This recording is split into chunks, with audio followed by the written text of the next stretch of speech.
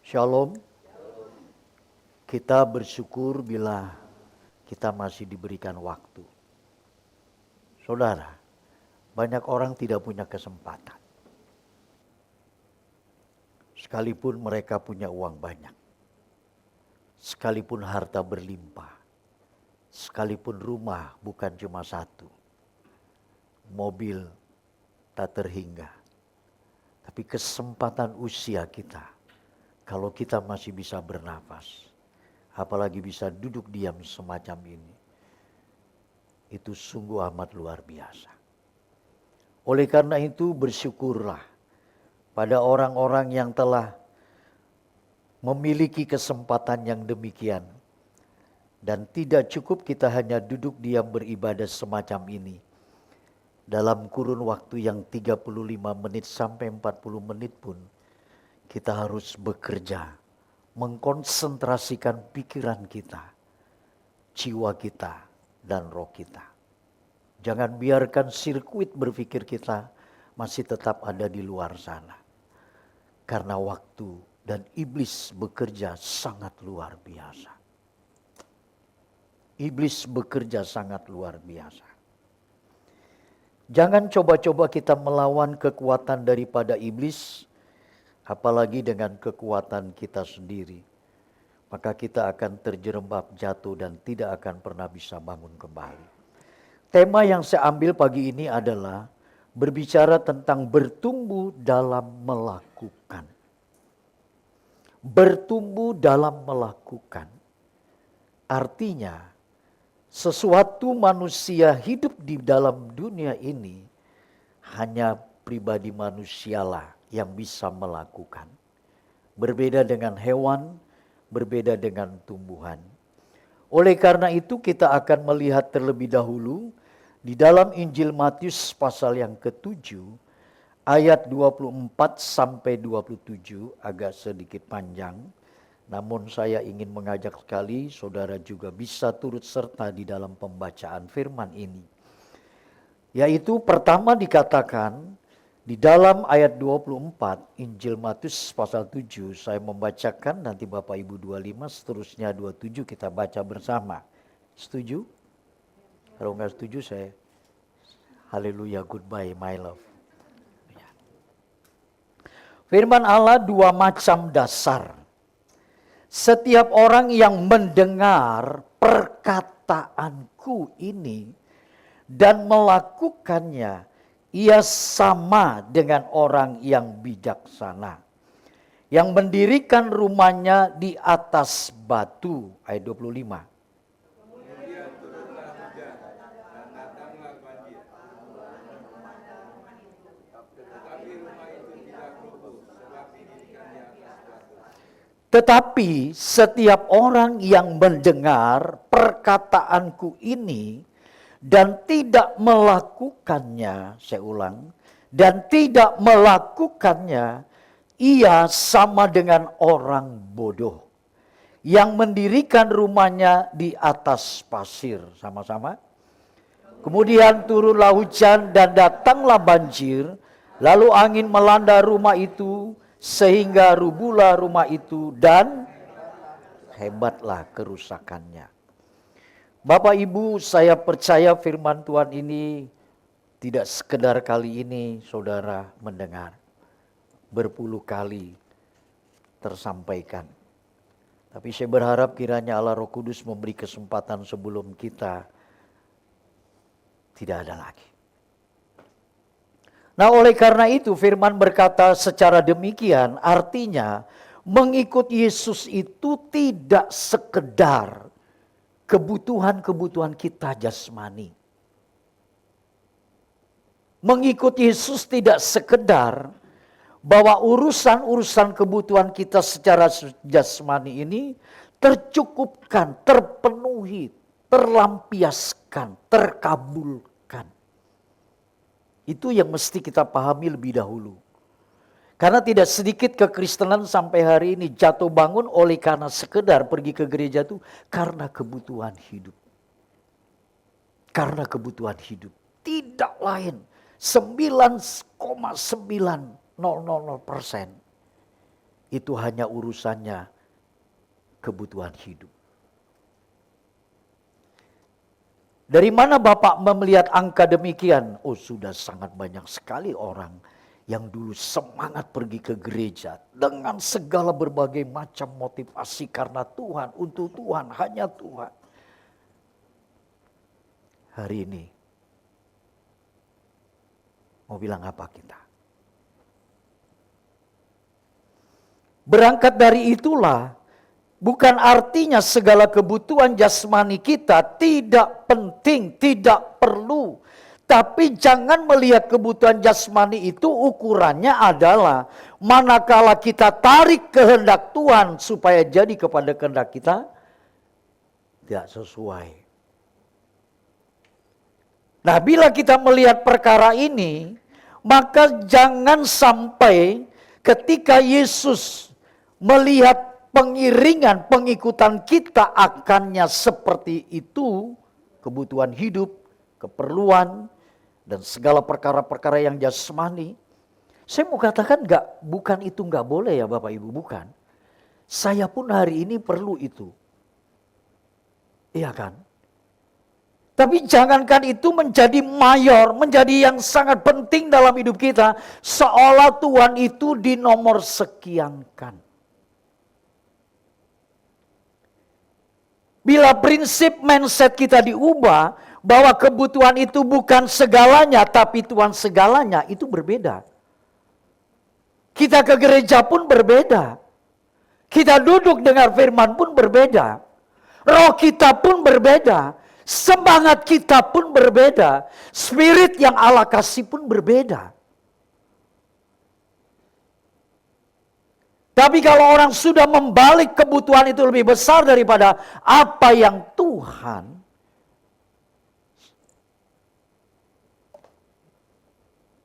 saya begini saudara sudah tahu ya, ini bahasa isyarat. Gak perlu diterjemahkan. Nah, bila kita melihat yang seperti ini, kalau sampai kekristenan dibangun hanya berdasar kebutuhan dan keperluan hal-hal yang jasmani. Untuk apakah Yesus sampai dia berdarah-darah dan jatuh bangun dalam memikul salib? Karena dia tahu si Andi Siswanto butuh keselamatan. Dia tahu John Fuk butuh keselamatan, bukan butuh keperluan hidup, bukan butuh sembuh dari sakit. Tapi dia butuh keselamatan karena di bawah kolong langit dan di atas bumi tidak ada yang bisa menolong John Fuk dan Andi Siswanto. Saya seringkali berpikir, Tuhan, saya mau khotbah ya. Jangan sampai saya berteriak-teriak. Kalau orang bisa menerima saya berteriak-teriak. Kalau enggak kan mereka jadi sesuatu sama saya agak gap gitu. Bukan saya enggak berdoa, saya bergumul untuk merubah cara saya berkhotbah ini. Tidak harus ngotot, tidak harus marah-marah. Supaya saudara bisa mengerti keselamatan dari Tuhan itu sangat luar biasa. Gak cukup kita 2 jam duduk di sini Bapak Ibu. Harta yang kita miliki segunung salak pun, bila Tuhan tidak berkenan, selesai kita gak bisa selamat. Tapi kita tidak punya harta sekecil apapun. Tapi bagian hidup kita adalah segalanya Tuhan. Dan dia tahu nurani kita betul-betul membutuhkannya. Itu akan menjadi sesuatu janji secara eskatologis. Masa depan keselamatan ada di tangan orang-orang yang seperti ini.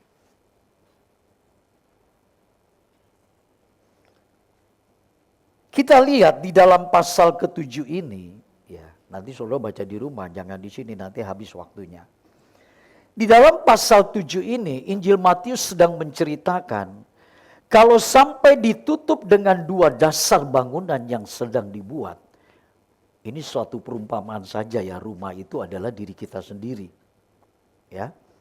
Nah, ditutup dengan sebuah perumpamaan dua macam dasar dari rumah yang sedang dibangun.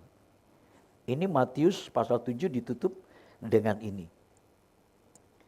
Kalau kita melihat merujuk lagi ke atas, artinya ayat ini sebagai mengklaim peristiwa yang di atas itu terjadi.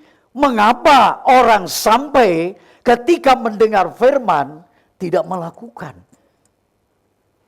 Mengapa orang mendengar firman sampai tidak berbuat seperti yang dikehendaki oleh Yesus? Itu aneh.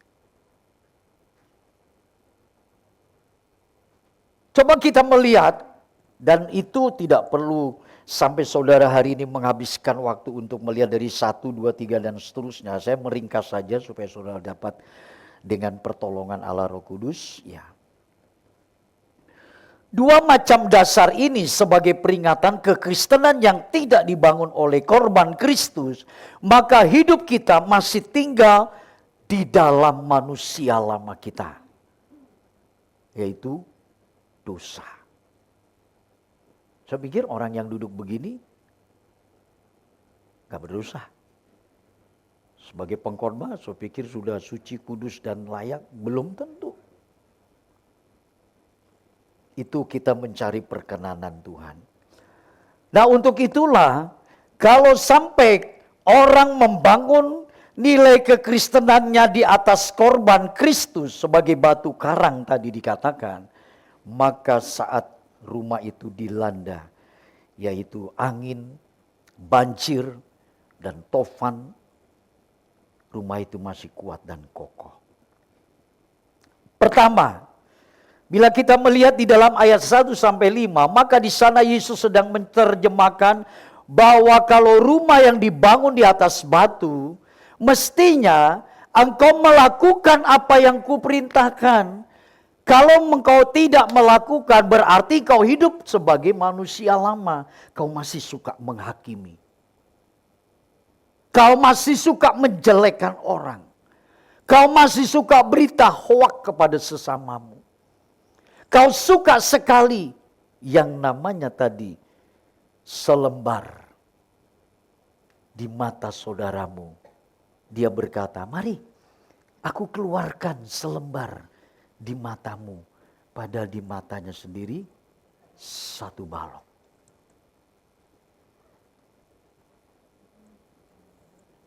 Sulit kan? Saya berkata, tak perlu saya ceritakan. Kita kembali ke firman.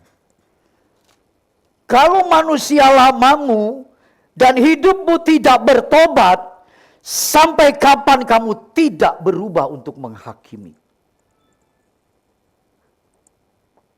Sampai kapan kamu tidak menjelekkan sesamamu manusia, apalagi sesama anak Tuhan.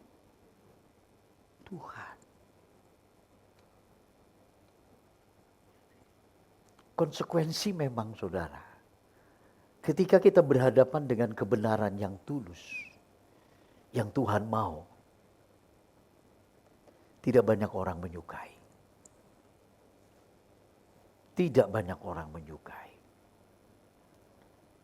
Tapi ketika orang menemukan dasar kebenaran itu, dia tahu ini adalah firman, orang ini akan dimerdekakan. Orang ini dimerdekakan. Semengerti orang merdeka, bebas. Bablas angine. Wow, mantap tenan. Walaupun saya nggak ngerti secara keseluruhan. Mereka di tahun 45 ketika mereka mengangkat tombak, runcing dan bambu, mereka bersorak karena bendera merah putih terkibarkan. Mereka nggak perlu tahu lagi apakah makan atau tidak, apakah punya baju atau tidak. Mereka merdeka.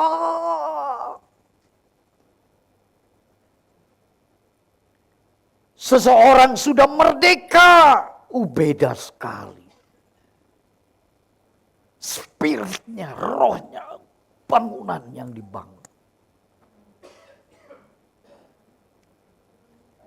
Nah, Kalau sampai kita masih beranjak di dalam satu kehidupan, manusia lama kita masih tetap suka menghakimi. Maka di sana Yesus berkata, supaya kita jangan lagi ada di wilayah itu. Yang kedua, atau mau kita pulang jam 2 saja ya, boleh ya? Ya Bu, amin ya. Tapi anak ibu lagi sakit. Ibu percaya sembuh ya? Amin. Yang kedua, alasan dari 1 pasal 7 ini, doa-doa kita seringkali terhalang disebabkan karena kita tidak mengenal Tuhan sebagai Bapa yang baik. Sebelum engkau memberi kepada anakmu sebagai bapak dunia ini, mana ada bapak memberikan ular kepada anak yang meminta sepotong roti atau batu dikasihnya. Jika kita sebagai orang percaya, sejak kita beranjak dan menaruh iman percaya, kita terus bertumbuh melakukan firman, maka kita sudah mulai bergerak untuk melewati fase-fase ini. Ruang-ruang dan masa-masa yang tidak mudah untuk kita tinggalkan sekilas atau spontan. Perlu adanya waktu proses kehidupan ini. Maka di sanalah bertumbuh. Supaya kita bertumbuh, lakukan apa yang dikatakan oleh Yesus. Bukan oleh Andi, siswan. Saya manusia biasa. Saya banyak kekurangan, kelemahan. Saya banyak kesalahan. Saya belum sempurna. Dan saya tidak bisa memuaskan banyak orang. Tapi satu hal, saya mau bertobat dan hidup seperti yang Tuhan mau. Semoga Bapak Ibu mendoakan saya sampai kepada garis akhir. Sebagaimana Rasul Paulus katakan. Nah, bila kita melihat doa-doa yang terhalang disebabkan karena pengenalan kita akan Tuhan, tidak memposisikan Tuhan itu sebagai Bapa yang mengerti atas keperluan kebutuhan anak-anaknya, maka di sanalah bukan kita seringkali terperosok dan berjalan di tempat. Kok Tuhan gak kabulkan ya doa saya? Kok Tuhan gak dengar ya? Kok Tuhan sepertinya gak menjawab? Dan seterus. Maka di situ timbul kecurigaan kita kepada Allah. Apakah Allah yang kusembah ini, Dia gak mengerti segala kebutuhanku? Apakah Tuhan tidak tahu apa yang mendesak yang sedang kualami? Bapak, Ibu, Saudara, hal inilah yang mendorong untuk kita harus beranjak bahwa Tuhan itu tidak perlu kita curigai. Dia sangat teruji dari abad ke abad. Satu kali saya menerangkan kepada anak-anak SMA.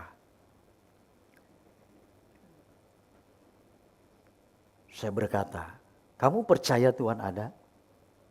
Percaya. Seperti apa Tuhan itu? Enggak tahu. Kamu pernah ngalami? Enggak. Dasar apa kamu percaya? Enggak tahu, Kak. Tiba-tiba karena itu di kelas, saya mengambil spidol, saya tulis lingkaran bulat, menggambarkan satu keadaan bumi dan dunia. Dan manakala bumi yang bulat ini, kalian tahu sampai hari ini? Iya. Kita ada di dalamnya? Iya. Siapa yang memelihara ini? Secara eksis. Bukankah Tuhan yang memelihara? Begitu juga Neptunus, begitu juga Saturnus, begitu juga planet Mars, dan begitu juga Uranus. Bukankah semua maha galaksi daripada bintang-bintang dan juga bulan memposisikan ada sebagaimana ada? Siapa yang mengendalikan semua itu dengan sempurna? Tuhan. Begitu pula dalam hidup kita. Kalau kita tahu dan kita percaya kita tidak mencurigai Tuhan, artinya saudara masih diberikan waktu untuk berubah. Memandang Tuhan sebagai Bapa yang mengerti kebutuhan-kebutuhan kita. Yang ketiga,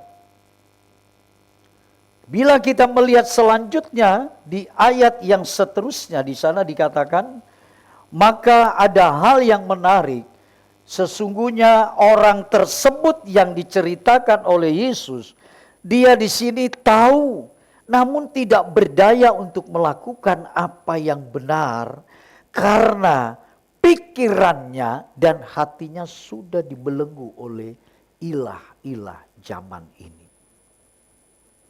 Apa yang kau inginkan supaya orang perbuat kepadamu? Kira-kira apa? Perbuatlah lebih dulu untuk orang itu. Apa yang kau ingin lakukan untuk dirimu, lakukan dulu untuk orang lain. Masih ingat khotbah yang saya nggak tahu minggu keberapa tentang 2 Timotius pasal 3 ayat 1? Manusia jatuh ke dalam pencintaan dirinya sendiri dan hamba uang. Manusia jatuh pada diri sendiri. Ini kontra sekali. Paradoks sekali dengan apa yang Yesus tadi katakan. Kalau kamu ingin orang buat sama kamu begitu, buat dong.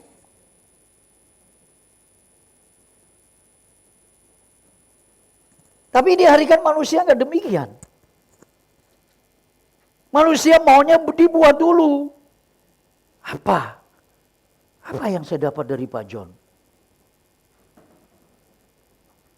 Apa yang saya dapat dari Pak Sihau?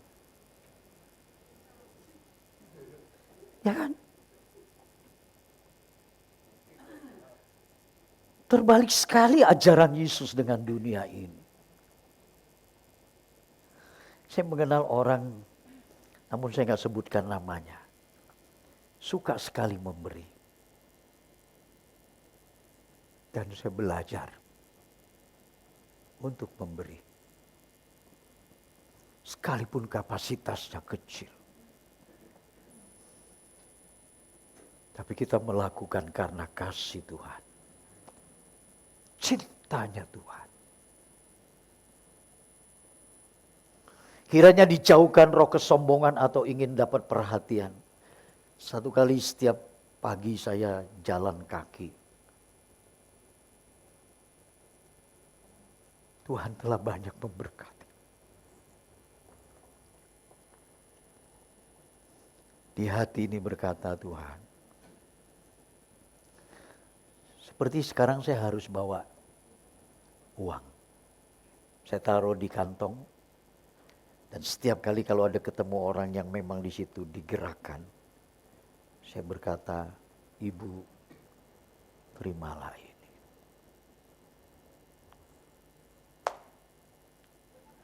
Ada teman saya berkata begini, sebetulnya tindakan itu telah menghutangi Tuhan.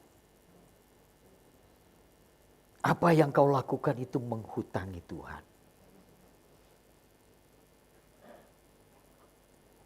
Kita diajar dalam hidup ini adalah lihat kesempatan demi kesempatan untuk kamu bertumbuh.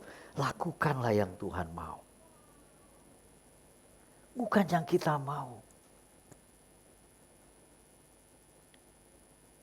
Jangan tunggu kaya sekali seperti Lim Siu Leong yang udah almarhum. Baru saudara bari, deng, deng, deng. Kasih aksi sosial, blab, blab, blab. Kau punya apa sekarang? Dari situ belajar. Dari situ belajar. Pak, saya nggak punya uang, saya sekarang saja berkekurangan. Gimana saya mau kasih? Waktumu kasih buat orang itu. Perhatianmu kasih orang itu. Kepedulianmu dikasihkan pada orang itu. Karena orang itu membutuhkan sapaanmu dan doamu. Sebab itu saya berterima kasih yang banyak pada tim doa baik di hari Rabu maupun di Minggu pagi sebelum ibadah kita selesai. Mereka-mereka ini yang membawa jiwa-jiwa sekarang ada di tempat ini. Bukan gembala. Gembala itu tidak bisa melahirkan. Saudara pernah melihat gembala melahirkan domba? Tolong kasih tahu saya pergi ke situ. Yang melahirkan domba itu adalah domba. Gembala tidak melahirkan domba. Domba yang melahirkan domba. Ayo kita sepakat membangun pekerjaan Tuhan yang besar. Bukan untuk Andi Siswanto. Untuk Tuhan.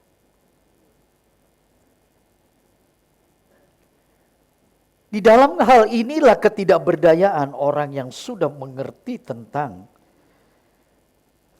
akan harus dia lakukan, tapi dia nggak berdaya untuk melakukannya.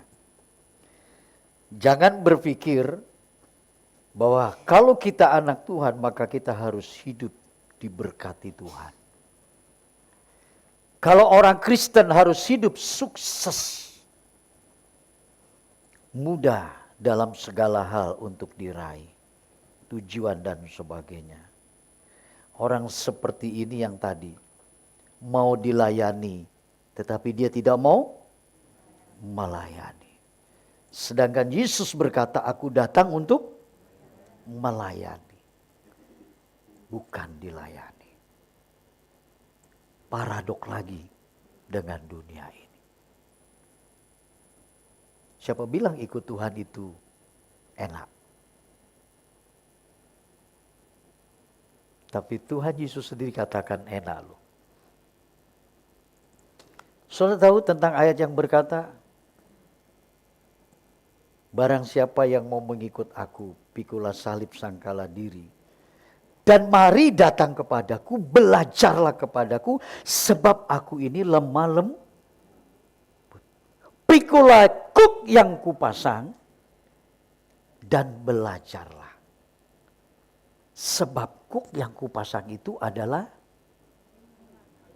hau ting ting, enak. Ketika ada satu pujian, ngerti gak Pak John?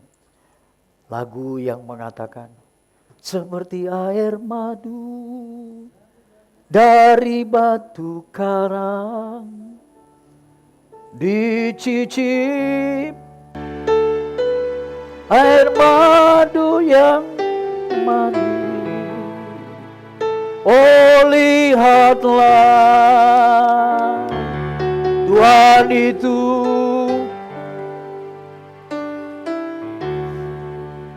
air madu yang manis. Dia tidak pernah tidak membuktikan dia sebagai air madu yang manis. Tapi kita harus berani untuk membayarnya. Ya. Keempat,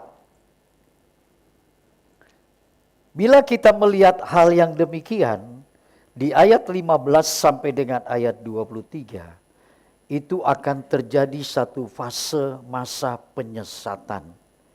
Dan penyesatan ini bergelombang bagaikan bola salju yang terus bergerak kepada siapa saja yang bisa diliputi, yang bisa saja digarap, yang bisa saja dihinggapi. Dan penyesatan ini berlangsung semakin hari semakin luar biasa. Bukan saja di kekristenan, di luar sana pun banyak terjadi penyesat-penyesat. Saudara pernah dengar? Itu ada satu pemimpin agama di Jepang. Dia mengajak pengikutnya untuk bunuh diri. Sekian banyak mereka minum racun dan bunuh diri.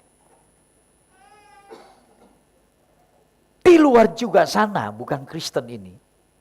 Kalau nggak salah dulu, kalau nggak salah seingat saya, tahun berapa itu di daerah Keramat Senen. Saya lupa namanya siapa. Pengikutnya juga banyak. Itu pun dibawa bunuh diri. Sejarah mencatat begitu banyak penyesatan terjadi sehingga orang dicuci otaknya untuk mengikut orang ini karena dia berpikir dia adalah nabi dan juga pesuruh Tuhan. Dan baru belakangan ini, saudara mendengar atau tidak, tapi perlu saya jelaskan. Mau masuk surga itu bayar 1 juta.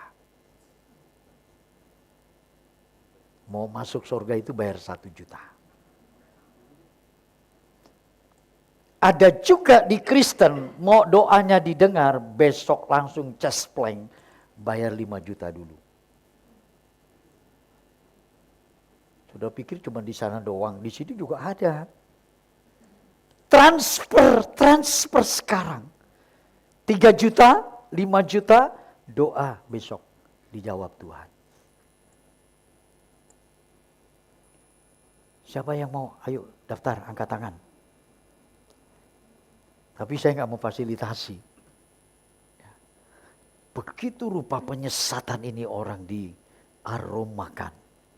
Cara berpikir yang singkat supaya mendapatkan uang dan keselamatan. Dan kalau kita melihat ini dikatakan tadi, penyesatan itu terjadi di dalam diri seseorang yang tidak dapat disadarinya sekalipun sudah dapat mendengar firman Tuhan yang mengajar, menegur. Dari buahnya lah kita dapat mengenal nabi-nabi palsu itu.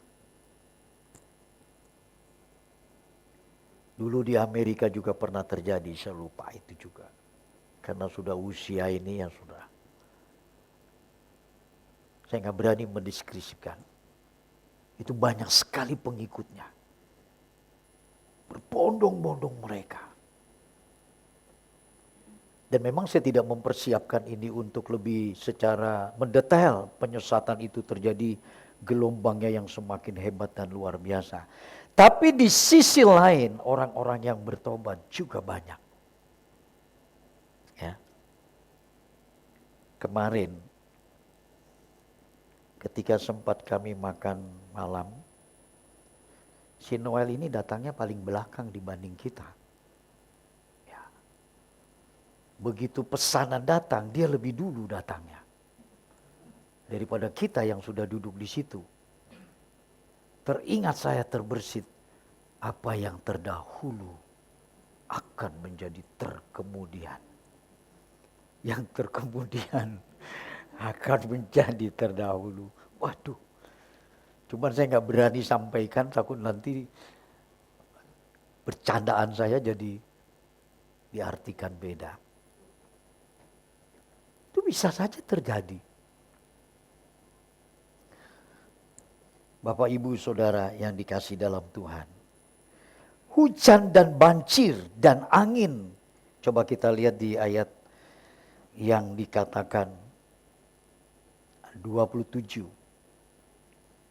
Ayat 27 di sana dikatakan, kemudian turunlah hujan dan datanglah banjir. Lalu angin melanda rumah yang dibangunnya itu, sehingga rubuhlah rumah itu dan hebat kerusakannya. Ditambahkan hebat kerusakannya. Artinya rusak total yang tidak bisa diperbaiki lagi. Belum lama kita lihat di televisi topan tornado melanda di bagian Amerika Utara atau apa. Itu begitu hebat tornado, mengangkat rumah yang cukup pondasinya ataupun keadaannya kuat. Diporak-porandakan mobil-mobil. Kenalkan mobil? Kalau enggak saya sekolahkan lagi lu sudah. Mobil dari sedan sampai mobil trailer gitu, truk. Diangkat oleh angin tornado terbang. Dihempaskan dan dibuang, jebret. Kekuatan alam yang begitu dahsyat. Dan memporak-porandakan dan akhirnya merusak kehidupan yang terjadi. Nah, bila kita tahu juga banjir belum lama terjadi, baik di Padang, baik di daerah-daerah tertentu NTT, di Bali juga belum lama banjir. Ya. Sampai Kamis kemarin teman saya kirim juga. Saya sampai bertanya, ini banjirnya yang sudah lewat atau baru? Baru Pak. Di daerah mana? Daerah Singaraja atau apa saya lupa. Banjir total. Melumpuhkan segala aktivitas. Saudara, daripada peristiwa yang dikatakan tadi hujan, banjir, dan angin. Ini peristiwa apa? Alam. Alam yang gak bisa kita kendalikan. Nah, kalau dalam hidup kita, yang kita tidak tahu kapan itu terjadi yang namanya banjir, hujan, angin, kapan saja bisa datang dan pergi, yang terpenting bukan letak pada hujan, banjir, dan angin, karena itu adalah alam yang mengaturnya. Namun yang terpenting bagi kita adalah bukan apa yang datang, melainkan dasar alas apa yang kita bangun untuk membangun rumah kita. Ya kan? Jadi bukan lagi letak pada hujan, banjir, dan angin. Jangan salahkan itu. Mengapa ini banyak terjadi hal yang demikian? Ada katanya perusakan hutan dan seterusnya. Itu di luar wewenang kita lah. Pokoknya hujan, banjir, dan angin itu peristiwa alam Allah yang mengatur. Dan bila kita tahu itu, tugas kita sekarang adalah bangun dong rumah yang kuat. Bangun dong rumahmu, bangunlah kepercayaanmu, bangunlah imanmu di atas batu karang. Yaitu Kristus Yesus Tuhan. Sehingga manakala itu terjadi, gambaran notabene-nya sebagai perumpamaan, peristiwa-peristiwa kehidupanmu berjalan langsung, maka engkau tetap kuat. Semakin dilanda, semakin besar, semakin hebat, kita semakin kuat dan kokoh. Semakin datang sama Tuhan, terus menyembahnya. Dan semakin kita tidak mampu untuk melewati keadaan tanpa kekuatan Tuhan. Nah, untuk itulah ya, satu kali ada ahli Taurat dan orang Farisi bertanya kepada Yesus begini, "Guru, aku ingin melihat tanda yang bisa kau lakukan." Ini orang Farisi dan ahli Taurat. "Aku ingin melihat tanda yang engkau lakukan." Apa yang dikatakan Yesus? "Hai engkau angkatan sesat, yang tidak setia, yang jahat, meminta tanda." Yesus nggak biarkan. Akhirnya Yesus memberi apa? Satu perkataan. "Tanda yang kau minta, lihatlah tandanya Yunus." Apa itu tanda Yunus? Bukan Haji Yunus soto bakmi daging. Bukan. Yunus itu ketika ada di perut ikan 3 hari 3 malam. Dan Yesus mengatakan, demikian pula anak manusia ada di rahim perut bumi ini 3 hari 3 malam. Sama kan? Oke. Karena ahli Taurat, orang Farisi, gak mungkin dia gak tahu tentang hal ini. Yesus beranjak lagi. Ketika Yunus berkhotbah supaya kota Niniwe yang sebanyak diakumulasikan jumlah bilangan orangnya 120 ribuan. Ketika Yunus berkata, kalau kalian tidak bertobat, kalau kalian tidak berpuasa, Allah akan menunggang balikan kota ini. Dikasih waktu berapa? 40 hari supaya Niniwe bertobat. Mulai dari raja yang tertinggi dalam pemerintahan itu, sampai kepada hewan. Hewan loh ini. Saudara bukan hewan kan? Dari raja sampai hewan, itu berpuasa. Bertobat. Bukan saya lu yang bilang, Alkitab. Dari raja sampai hewan puasa. Bertobat. Lah kalau kita sendiri gak bertobat, hewan aja bertobat. Hewan aja diikutin puasa. Kita boro-boro puasa. Kita robo-robo. Bukan boro-boro, robo-robo.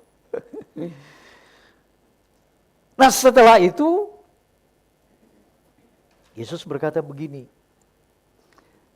Ratu Selatan itu satu kali akan bangkit. Dia jauh tinggal di sana dikatakan. Tapi dia datang untuk mendengar kebijaksanaan Salomo. Karena Salomo kebijaksanaan ini terkenal hampir seantero wilayah kekuasaan dan merembet sampai ke area Asia dan Afrika. Dan manakala si Ratu Selatan ini, saudara tahu Ratu Selatan? Nyai Roro Kidul Pak. Bukan. Enak aja kalau sudah Ratu Selatan itu mistisnya orang Indonesia tuh udah larinya ke Nyai Roro Kidul aja. Jadi Ratu Selatan ini itu adalah Ratu Seba yang saat itu terkenal cantik dan kekayaannya banyak. Dia bawa persembahan, dia bawa orang-orangnya untuk masuk ke wilayah Salomo. Dia mau dengar apa sih yang disebut kebijaksanaan Salomo itu. Sehingga Ratu Seba yang dari Yaman ini, sekitaran Afrika, dia terkesima dengan kebijaksanaan. Dia kasih pertanyaan sulit, dia kasih pertanyaan sukar, dia kasih pertanyaan yang mungkin bagi orang tidak terjawab. Salomo bisa menjawabnya. Siapa yang tidak kagum dengan hikmatnya Salomo? Dari kedua peristiwa ini, Yesus berkata, ada orang melebihi dari Yunus sekarang. 3 hari 3 malam dia di perut ikan, anak manusia 3 hari 3 malam di rahim perut bumi. Satu kali kota Niniwe akan bangkit dan akan menghakimi engkau yang berbuat jahat dan angkatan yang sesat ini, yang tidak setia. Kalau Ratu Seba dari sekian jauhnya dia mau datang ke Salomo, ada orang lebih bijaksananya dibanding Salomo yang sekarang ada. Siapa? Yesus. Karena ahli Taurat, orang Farisi, dia bertanya, Guru, tanda apa yang aku bisa lihat engkau berikan? Yunus. Ada orang yang melakukan lebih dari Yunus. Dan ada orang bijaksana lebih dari Salomo. Maka ditutuplah ayat ini. Kalau orang mendengar perkataanku dan melakukan, ia bagaikan orang yang membangun rumah di atas batu. Dia dibilang bijaksana. Tapi ketika orang mendengar perkataanku, namun tidak melakukannya, ia sama dengan orang bodoh. Sebagai penutup, tolong angkat tangan kalau ada. Saudara kalau mau pintar belajar enggak? Setuju ya, belajar. Tapi kalau mau bodoh? Kalau mau bodoh? Ada yang mau belajar? Nah, datang sendiri. Tapi yang menjadi masalah kita memilih bodoh. Padahal kita sudah tahu kebenaran Yesus. Kita tinggal melakukan. Yesus gak minta harta kita. Yesus gak minta asuransi kita yang waduh dari mana datangnya. Kita hanya melakukan yang dia katakan. Terlalu bodoh kita ini. Simple.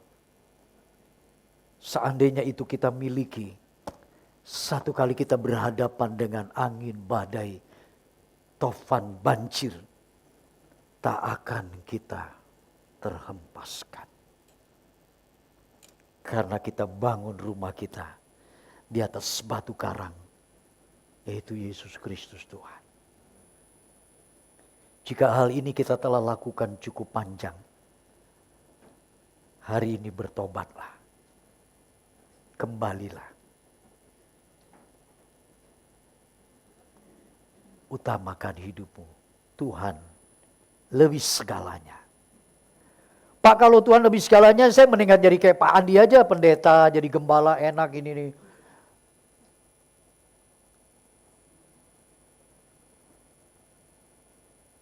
Bukan itu.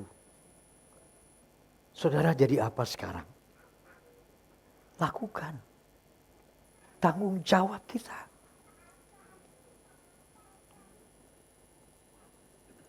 Tuhan lebih mengerti. Lebih mengertinya apa? Masih ingat khotbah yang minggu lalu? Lupa Pak. Sama gado-gado. Ya, sama capcay. Pak John dikasih kekuatannya berapa? 10 kilo. Pak Sihau dikasih kekuatan berapa? 20 kilo. Saya dikasih kekuatan 5 kilo. Mungkinkah Tuhan kasih yang 20 kilo ke saya?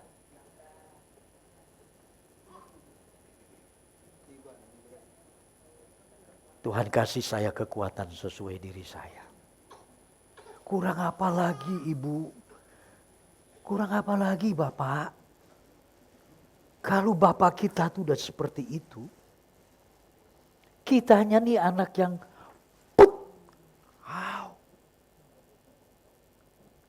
nggak mengerti. Oke, nanti kita sambung lagu minggu depan.